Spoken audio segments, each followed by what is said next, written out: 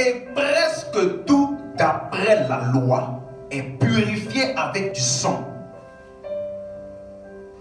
Tout d'après la loi est purifié avec quoi? Du sang. Et sans effusion de sang, il n'y a pas de... Donc nous là, on dit que nous sommes pardonnés. Il faut savoir que dans la loi, il y avait déjà une ordonnance qui parlait du fait que le sang là devait purifier et l'effusion de sang devait communiquer quoi? Le pardon. Mais on a expliqué que le véritable sang, en réalité, n'est pas le sang qu'ils offraient d'après la loi, parce que tout ce que les hommes essaient de faire n'a jamais pu satisfaire Dieu. Le véritable sang qui doit être répandu n'est pas le sang des boucs et des taureaux, c'est le sang de qui? Jésus. Effusion de sang, ou alors dans d'autres versions disent l'aspersion du sang. Ça ne veut pas dire le sang qui a coulé. Parce qu'il y a des gens, j'ai déjà entendu des théories, des doctrines, les 7 effusions de sang. Ça a coulé sur sa tête pour être à la croix, voilà pourquoi on doit avoir l'intelligence. Ça a coulé sur ses mains, voilà pourquoi tes mains doivent être bénies. Ça a coulé je ne sais pas où, ça a coulé je ne sais pas où. Quand il est né à la circoncision, ça a coulé là-bas. Effusion de sang ne veut pas dire couler. L'effusion de sang, c'est ce que le souverain sacrificateur faisait une fois par an. Dans le Saint des Saints.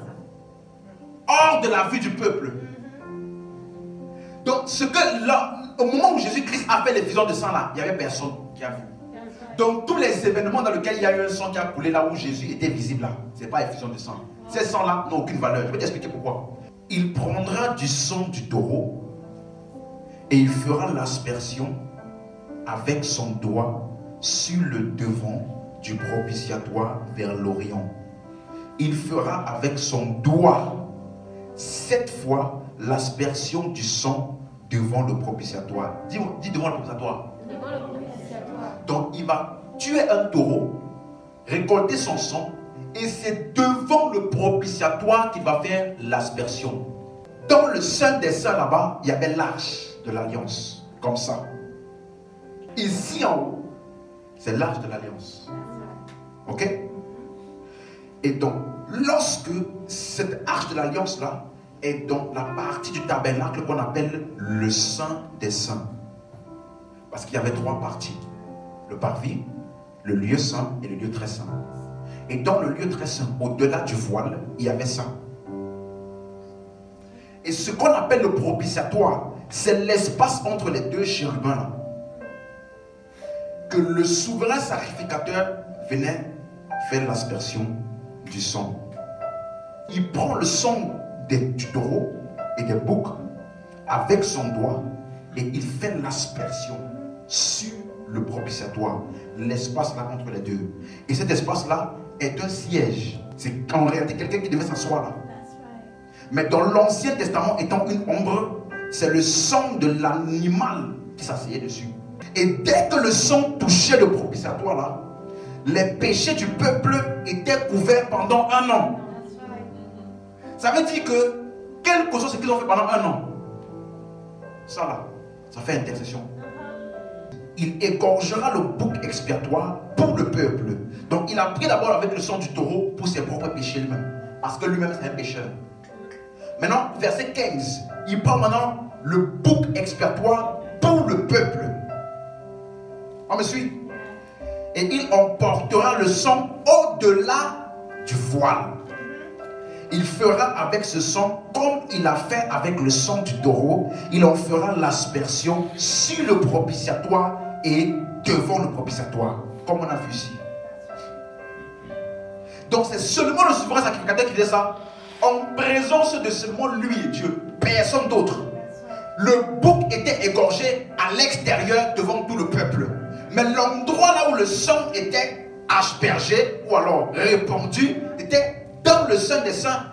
Personne n'était là. C'est pourquoi il dit au verset 16, c'est ainsi qu'il fera l'expiation pour le sanctuaire à cause des impuretés des enfants d'Israël et de toutes les transgressions par lesquelles ils ont péché. il en fera de même pour la tente d'assignation qui est avec eux au milieu de leurs impuretés. Donc il a fait ça à cause de leurs impuretés. C'est pour régler leurs impuretés pendant 1 an. Donc quand la Bible dit Jésus est l'agneau de Dieu qui ôte le péché du monde là. Suivez-moi. Les gens pensent que ça veut dire que Jésus est venu afin que les gens ne pêchent plus jamais.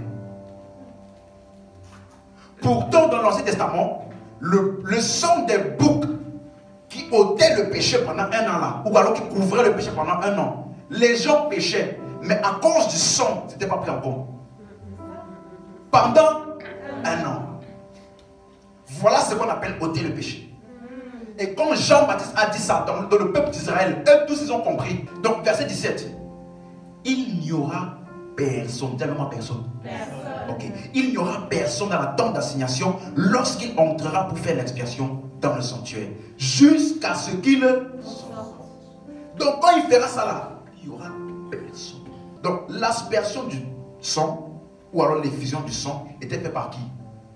Le souverain, dans le sein des saints, sur le propitiatoire, en présence de personne.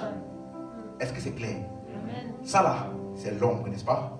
Allons maintenant dans la réalité. Hébreux 5, verset 1. En effet, tout souverain sacrificateur pris du milieu des hommes. Suivez-moi. Jésus ne pouvait pas être notre souverain sacrificateur s'il n'était pas un homme.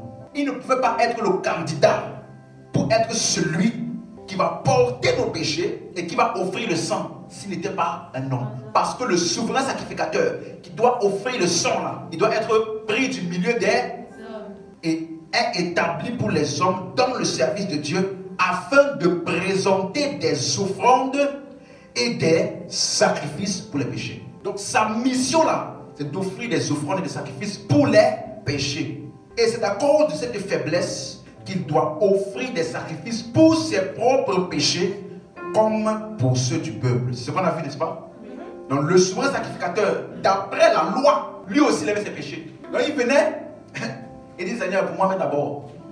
Après avoir fait pour moi-même d'abord, maintenant je fais pour le peuple. Et Christ ne s'est pas non plus attribué la gloire de devenir souverain sacrificateur. Hein? Attendez. Vous avez lu devenir comme moi? Ça veut dire qu'il n'est pas né souverain sacrificateur. Il y a un moment précis où il est devenu. Donc, tant qu'il n'est pas devenu là, s'il y a un sang quelque part qui a coulé, ça n'a aucune valeur. Parce que ce n'est que quand il est devenu souverain sacrificateur qu'il pouvait faire l'aspersion du sang. Dis Amen. Ok, lisons maintenant. Comment est-ce qu'il est devenu? Il ne s'est pas attribué la gloire de devenir souverain sacrificateur, mais il la tient de celui qui a dit « Je suis mon fils, je t'ai engendré aujourd'hui. » On a vu que ça parlait de quoi? De la résurrection. Donc il est devenu souverain sacrificateur aussi après sa résurrection. Après sa résurrection, il est né de nouveau. Il est devenu le premier-né. Il est devenu le modèle. Le mot premier veut dire prototype. Ça veut dire que tous les autres fils qui vont naître comme lui seront exactement comme lui. Mais après ça, il est aussi par la même résurrection là, il est devenu souverain sacrificateur. Donc, quels que soient les sangs qui ont coulé avant là, ça n'a aucune valeur.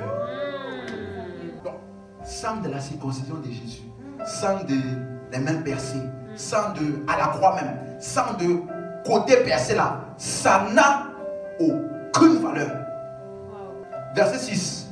Comme il dit encore ailleurs, tu es sacrificateur pour selon l'ordre de Melchisédek. Laissez-moi vous expliquer ça. L'ordre de Melchisédek et l'ordre de Aaron. Dans l'Ancien Testament, pour être souverain sacrificateur, il fallait être descendant de la tribu de Lévi. Aaron était le premier, ensuite tous ses fils.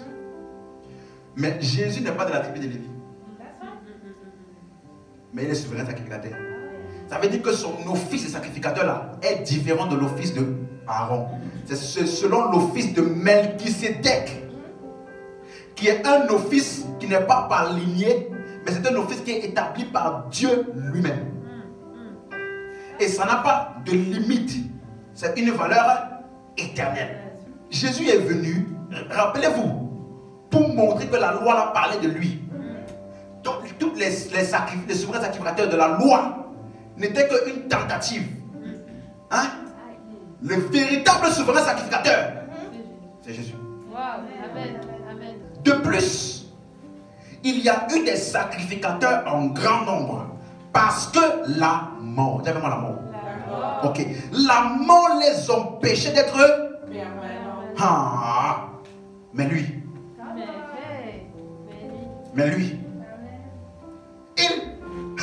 parce qu'il demeure, possède un sacerdoce qui n'est pas.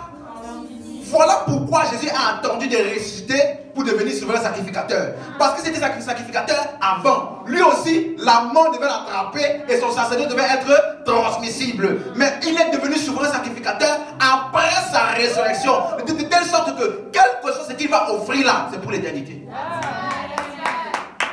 Il demeure éternel. Ça veut dire que ce qu'il a accompli et qu'il va offrir par sa sacrificature là n'est pas une valeur d'un homme comme l'autre. Ça a une valeur éternelle. Ce n'est pas comme les autres souverains sacrificateurs qui faisaient l'office pendant un certain temps, après ils mouraient. Lui là, c'est pour toujours. Amen. Jésus est donc devenu souverain sacrificateur quand? À ça. Ça veut dire qu'il n'a pas fait l'effusion de sang avant ça.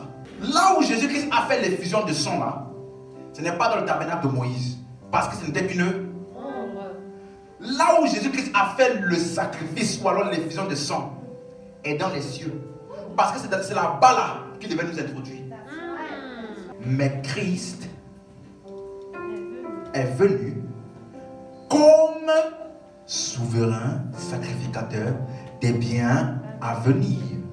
Il a traversé le tabernacle plus grand et plus parfait qui n'est pas construit de main, c'est-à-dire qui n'est pas de cette création. Voilà pourquoi Jésus-Christ avait vu, il est arrivé devant le temple, il a dit détruisez ce temple-là et je le reconstruirai en 3 jours. Ils ont dit mais tu es malade. Nous on a construit ça en 46 ans. Et toi tu dis en 3 jours. Ils n'ont pas compris que lui parlait d'un autre tabernacle qui n'est pas le tabernacle là, qui n'est pas le temple là. Il dit ce n'est pas le temple qui est fait de main d'homme. C'est un tabernacle qui est où? Qui n'est pas de cette création. Mais c'est où? Verset 12. C'est où? Il est entré. Aïe aïe aïe. Aïe aïe aïe. Pas une fois par an. Pas une fois par an. Une fois.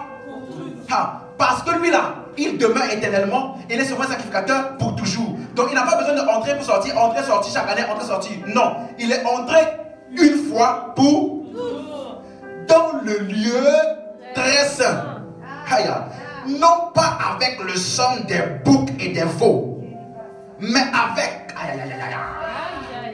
son propre sang, ayant obtenu une rédemption temporaire.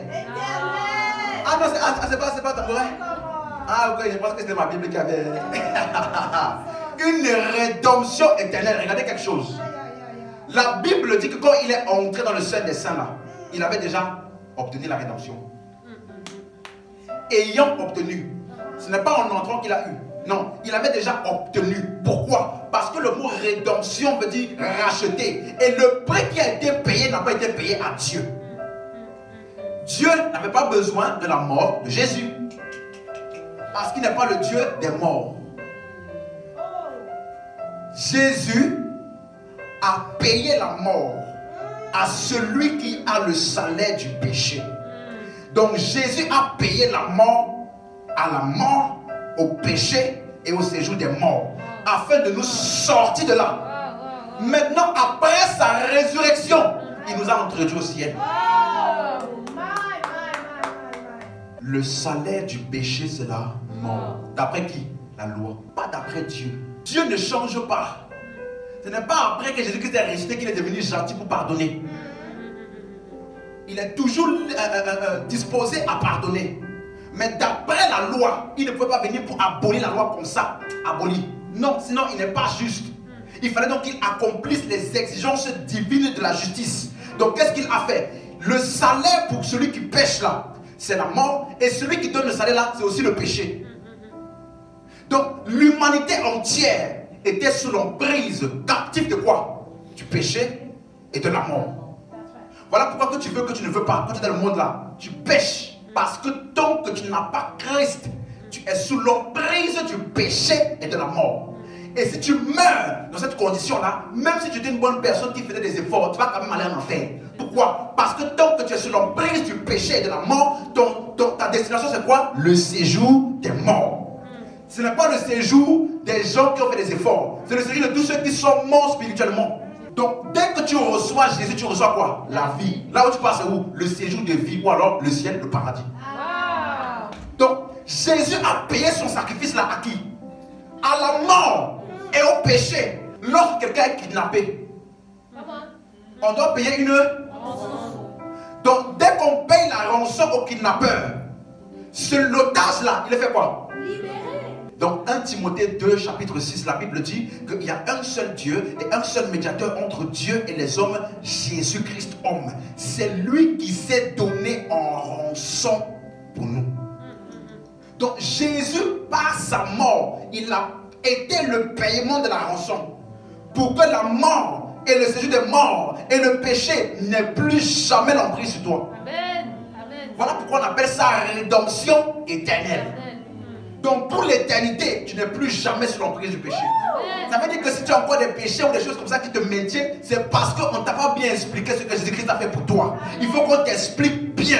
Comme ça tu vas prendre conscience de qui tu es et dominer sur ça. Amen. Parce qu'il t'a racheté par sa mort. Amen. Et maintenant, il est ici, là, il t'explique, après sa résurrection là, c'est qu'il est parti faire auprès de Dieu pour t'introduire là-bas. Parce qu'après t'avoir enlevé du royaume des ténèbres, d'enlever du péché, il ne t'a pas laissé comme ça. Il n'y a pas de milieu. On te sort de la mort, il faut qu'on t'introduise dans la vie. Il n'y a pas de milieu. Donc sa mort là n'était pas suffisante. Il fallait aussi qu'il fasse autre chose pour t'introduire où?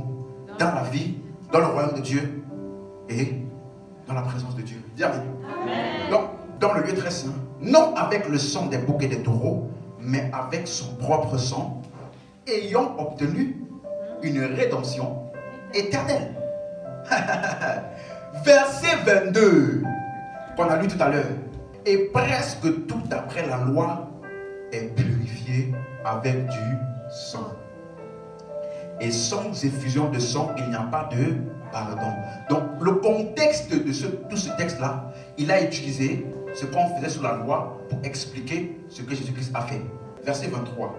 Il était donc nécessaire, puisque les images des choses qui sont dans les cieux devaient être purifiées de cette manière, que les choses célestes elles-mêmes le fussent par des sacrifices plus excellents que cela. Donc le sacrifice véritable qui est plus excellent, ou alors dans le livre de Hébreux, quand vous voyez plus excellent, parfait, meilleur, ça ne parle pas de comparaison entre il est moins bien, il est plus bien. Ça parle de la durée. Celui-là, il est temporaire et celui-ci qui est plus excellent a une valeur éternelle. Celui-là, c'est une ombre, mais celui qui est ici est la réalité. Amen. Donc il dit que comme il va partir dans le véritable tabernacle, il faut aussi que le sacrifice là-bas soit aussi le véritable sacrifice. Pas le sang des boucs et des taureaux, qui était une ombre. Verset 24, car Christ n'est pas entré dans un sanctuaire fait de main d'homme en imitation du véritable, mais il est entré. Aïe aïe aïe. Dans le ciel même, afin de comparaître maintenant. Pour qui? Pour nous. Aïe aïe. Devant la face de Dieu. Ah, Jésus-Christ. Il est parti comparaître pour toi devant Dieu, bien qu'il est Dieu. Ça veut dire que ce qu'il a fait là, il n'y a rien qui soit capable de briser ça. Pourquoi? Parce que Dieu s'est offert à Dieu pour toi. Ça veut dire que Dieu a agréé le sacrifice que Dieu a fait pour toi. Ça veut dire que toi là, ton sort est réglé pour l'éternité. Mais le sacrifice de Jésus, c'est le sacrifice que Dieu lui-même a fait à Dieu. Pour toi, pour s'assurer que tu n'es jamais condamnable. Voilà pourquoi il dit il est venu comparaître pour qui? Pour nous. Voilà pourquoi il fallait qu'il soit un homme. Pour représenter tous les hommes. Donc Jésus au ciel devant Dieu a pris la place de tous les hommes. Et il a dit, à cause de moi là, regarde ce que je t'offre, le véritable sang. Donc maintenant là, tu ne peux plus condamner aucun homme ne peut plus rater le ciel à cause d'un péché. Parce que le sacrifice que j'ai fait là a réglé le péché pour toujours. Donc la seule chose qui peut amener quelqu'un en enfer là, c'est parce qu'il a choisi délibérément de ne pas croire. Mais en ce qui concerne Dieu là, il n'a aucune condamnation contre aucun homme. L'effusion du sang, c'est fait par Jésus, le souverain sacrificateur, où? Dans le ciel. C'est là-bas qu'il a offert le sang. Il n'est pas entré dans le tabernacle fait de main d'homme, mais il est entré dans le ciel même, avec son propre sang, afin de comparaître pour nous devant Dieu. De la même manière que dans l'Ancien Testament, le souverain sacrificateur, il comparaissait pour le peuple devant Dieu avec le sang des boucs et des taureaux pour avoir un retardement pour couvrir les péchés là pendant un an. Mais lui il est entré une fois pour toutes. Ainsi donc frères, puisque nous avons au moyen du sang de Jésus une libre entrée dans le sanctuaire. Par son sang qui a été répandu là, on a une libre entrée. Ce n'est pas par tes œuvres, ni par tes efforts. C'est par son sang qui a été répandu dans le ciel, dans le propitiatoire du ciel. Le sang qu'il a répandu là, suivez-moi s'il vous plaît, regardez-moi. Le sang qu'il a répandu là, ce n'est pas un liquide. Il n'est pas monté au ciel avec un bol rempli de sang. Quand il volait là, il fait attention, pas ça renverse, sinon il y a une goutte qui va manquer. Et Dieu va pas. Non, il n'est pas monté avec un bol. Pourquoi je dis ça? Parce qu'il y a trop de gens aujourd'hui, je me plonge dans le sang. Je me couvre du sang. Ils ont une image que le sang qui était répandu là était un liquide. Voilà pourquoi la manière dont ils prient et la manière dont ils considèrent le sang là, ils pensent que c'est un liquide. C'est pas une piscine. Ils me plongent dans le sang. C'est pas une piscine. Le sang que Jésus a répandu n'est pas un liquide. Lorsque Jésus-Christ a été percé sur le côté à la croix, tout son sang est sorti. Donc s'il devait me récupérer son sang là, il le fait comment? Il va là-bas à la croix pour creuser, récolter tout. Comment il va me faire? Comment il va faire même? S'il fallait qu'il récupère vraiment son sang là, que les gens appellent son sang qui a coulé là, il fallait qu'il monte avec ça. Il est monté avec quoi? Avec moi la sagesse du salut, par la foi en Jésus. Ok, allons-y. Lévitique 17, verset 11. Car le sang, c'est la vie de toute créature. Le sang, c'est la vie de toute créature. Et moi, je vous l'ai donné afin qu'il serve à accomplir sur l'autel le rite d'expiation pour votre vie. La suite. En effet, c'est parce qu'il représente la vie que le sang sert d'expiation. Ah, c'est parce qu'il représente la vie. Donc, le sang liquide n'était qu'un symbole. Pour représenter quoi? Regardez maintenant quelque chose. Hébreux 9. Hébreux 9. Donc, retenez ça. Hein? Le sang là représentait quoi? Ok. On va donc voir qu'est-ce que Jésus a appelé son sang. Il est entré une fois pour toutes dans le lieu très saint, non avec le sang des boucs et des veaux, mais avec quoi? Ah. Il est entré avec son propre sang. Son propre sang là, c'est quoi? Parce qu'il nous dit que son propre sang là, ce n'est pas comme le sang des boucs et des taureaux qui est liquide. Que son propre sang là, c'est quoi? On a déjà vu que son propre sang, ça veut dire qu'il est entré, n'est-ce pas?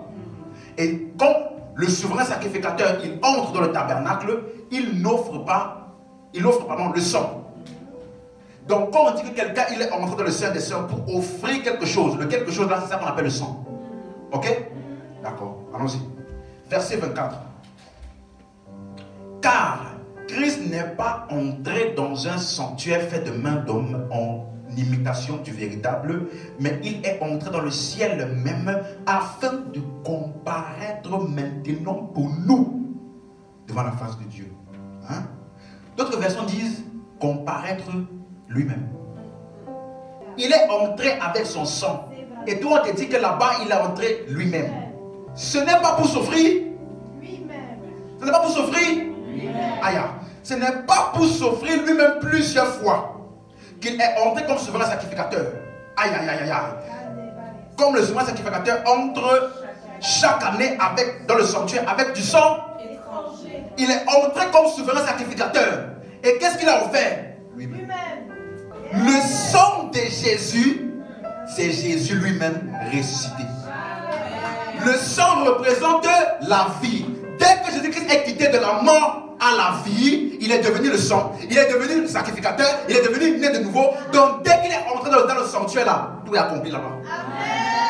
Il est en même temps le sacrificateur. Il est en même temps le sacrifice. Il est en même temps le sang. Il est en même temps... Aïe, aïe, aïe, aïe. Est-ce que tu me comprends? La Bible dit nous avons tout pleinement en lui. Il est en lui là. Aïe, aïe. Il y a tout. Ça veut dire que tu n'as pas besoin. Je clame le sang. Je plaide le sang sur ma vie.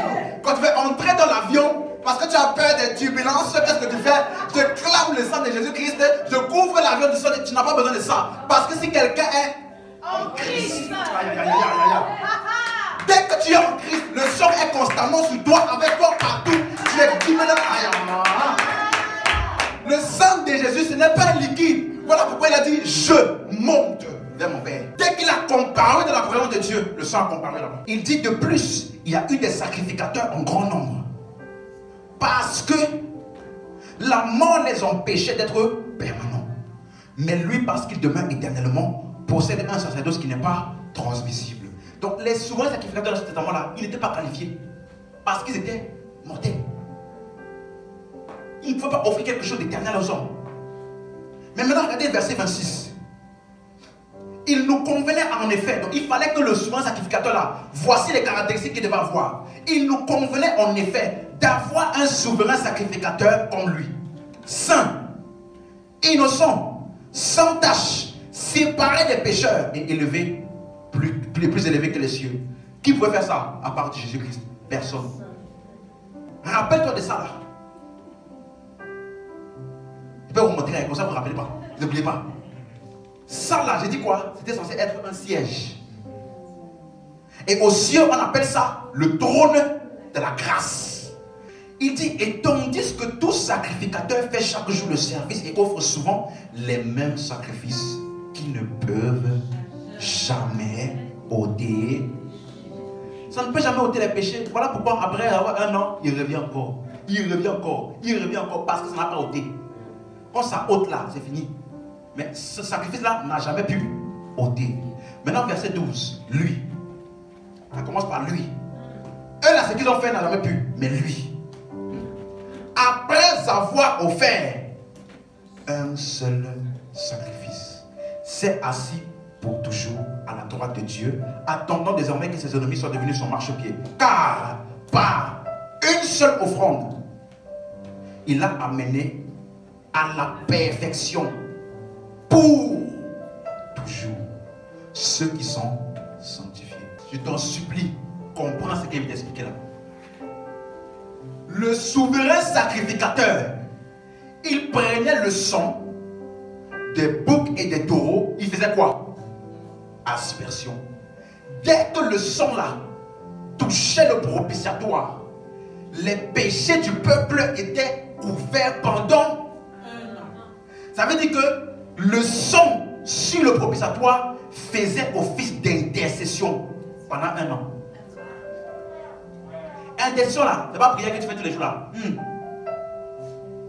Ce qui fait office d'intercession pendant un an pour le peuple, hein, c'est le fait que le sang des boucs et des taureaux est rentré en contact avec le propitiatoire. Ce contact là a couvert les péchés pendant un an. Et il faisait ça parce que lui-même aussi était pécheur et lui-même était mortel. Il partait pour revenir encore un an après. Mais il te dit, lui, après avoir offert un seul sacrifice, suis-moi s'il te plaît. Il a fait ça. Jésus est le souverain, mais il est aussi le sang. Donc, ça là, c'est aspersion du sang. Parce que le sang est en contact avec le propitiatoire. Et on dit, il s'est assis pour... Donc, laisse-moi te donner une bonne nouvelle. Aussi longtemps que Jésus-Christ est assis sur son trône, ton salut est garanti pour l'éternité. Parce que ce que le souverain sacrificateur faisait ici avait une valeur de 1 an. Lui, parce qu'il est le souverain sacrificateur et il est le sang, son sacrifice là, il s'est assis pour toujours. Ça veut dire que lui là, il est l'intercession pour moi pendant l'éternité. Il n'y a rien qui soit possible qui peut prendre mes péchés pour l'amener devant Dieu, parce que ça là, ça fait intercession, ça faisait intercession pendant 1 an. Mais lui, il est le véritable sacrifice. Donc lui, son intercession là, c'est pour toujours. Donc aussi longtemps qu'il est assis là-bas, je n'ai aucune crainte à avoir, parce qu'il m'a introduit au ciel. Et il s'est assis là-bas pour s'assurer que rien ne peut m'enlever de là-bas. C'est aussi pour cela qu'il peut sauver parfaitement ceux qui s'approchent de Dieu par lui, étant toujours vivant pour intercéder en leur faveur. Tant qu'il est vivant, il est le sang. Tant qu'il est vivant et qu'il est assis, il est notre intercession. Voilà pourquoi il peut sauver parfaitement. C'est pourquoi aussi il peut sauver pour toujours. C'est bon. Donc parfaitement dans ta Bible là, en réalité c'est quoi?